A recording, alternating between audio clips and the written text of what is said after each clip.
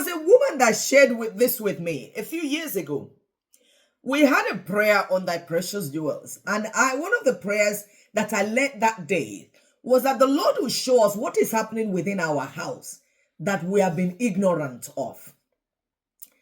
We talked about Zipporah, and this jewel went to bed having prayed, and she asked that the Lord will help her. She got into bed and she could not sleep. She was tidying the room, she was cleaning. Her husband was in the sitting room. My dear, you don't want to come into the bedroom? He says, no, not yet. Said, okay, okay, let me try and be.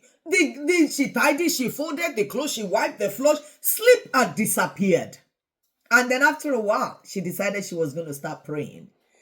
At about 1:15, she heard ting, ting, a message came into her husband's phone.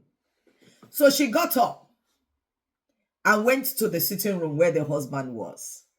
And saw the husband was on the phone and said, my dear, who sent you message at this time of the night? The man looked at her and he appeared confused. So the girl collected the phone and said, who are you sending message to? The man was logged in on his bank app. And he was just about to transfer an amount of money. And the wife said, why are you transferring money to this person? He said, what do you mean? Transferring money to whom? The man had the bank app open, but he was not even aware what he was doing.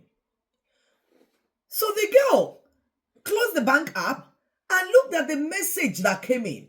It was a message from this guy's uncle. And he says, transfer 1.2 million naira now. So this woman now looked at the thread of messages. This uncle randomly chooses nights. As long as this guy has money, he will send him a message in the middle of the night, giving him an instruction to transfer an amount of money. And the guy, when he wakes up in the morning, is wondering, when did I spend this money? Yeah, no trace. It's gone. When this woman told me, my husband said it is called atoknadu. It is a kind of juju. Once they blow it at you, whatever they say, if they say leave your husband now, go to Kotangora, you will go. You will not even think.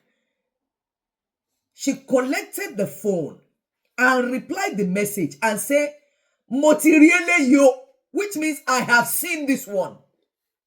And that was the end of that operation.